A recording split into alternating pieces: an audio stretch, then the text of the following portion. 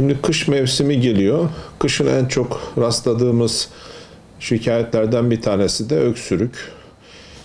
Öksürük özellikle solunum yolu enfeksiyonlarında sıklıkla gördüğümüz bir semptom. Kısa sürede ortaya çıkıp birkaç gün, birkaç hafta devam edip geçebiliyor. Genelde akut öksürük dediğimiz bu 3 haftayı geçmeyen öksürükler çok anlamlı değil. Yani çok fazla telaş etmeye, panik yapmaya gerek yok.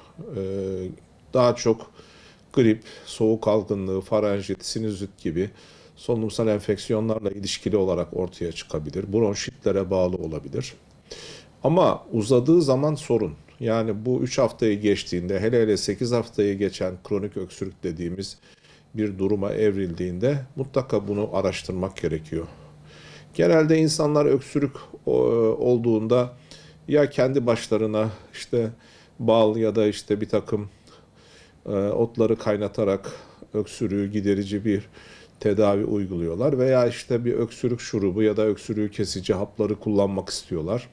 Bu tür taleplerle gelebiliyorlar. Aslında biz hekimler öksürüğü çok doğrudan tedavi etmeyi sevmeyiz. Çünkü öksürük bir hastalık değildi, yani çoğu zaman bir hastalığın belirtisidir. Dolayısıyla biz öksürüğü tedavi etmekten ziyade öksürüğe neden olan hastalığı bulup onu tedavi etmek isteriz. Eğer sebebini bilmiyorsak böyle öksürüğü baskılayıcı ilaçları çok kullanmayız, kullanmak istemeyiz. Çünkü o zaman hastalığın teşhisi gecikir, sorunlar büyüyebilir. Yani bir kişinin öksürmemesi lazım. Normalde öksürük olmaması lazım. Eğer öksürüyorsa ve uzun sürüyorsa bu, yani dediğim gibi uzayan bir öksürük söz konusu ise mutlaka bunun sebebini bulmamız lazım. Neden öksürüyor bu kişi? Ee, Pek çok hastalık var böyle uzayan öksürüğe neden olan hastalıklar. Bunların içerisinde işte koa, astım, işte sinüzitler ya da reflü gibi hastalıklar var. Ama öbür taraftan bronşektazi gibi, intersiyel akciğer hastalıkları gibi, akciğer kanserleri gibi farklı hastalıklar da var. O nedenle hani öksürüğü maskelemek, öksürüğü kesici ilaçlar vererek semptomu ortadan kaldırmak aslında hasta için yani bir alarmı susturmak gibidir. Yani bir alarm varsa alarmın sebebini bulmanız lazım. Yoksa alarm düğmesini kapattığınız zaman sesi kesmiş olursunuz ama tehlike ortadan kalkmaz.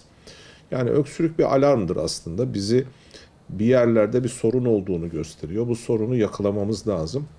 Araştırılması lazım, yani öksürüğün sebebini bulmamız lazım. Sebebini bulduktan sonra hem o hastalığı tedavi edebiliriz hem de o zaman eğer gerekliyse, çok rahatsız edici ise öksürüğü baskılayıcı, ortadan kaldırıcı ilaçlar da verilebilir. Ama nedenini ortaya koymadan böyle doğrudan öksürük kesici ilaçları, öksürük şuruplarını kullanmayı tavsiye etmiyoruz. Ben çok kullanmıyorum bunları kendi pratiğimde.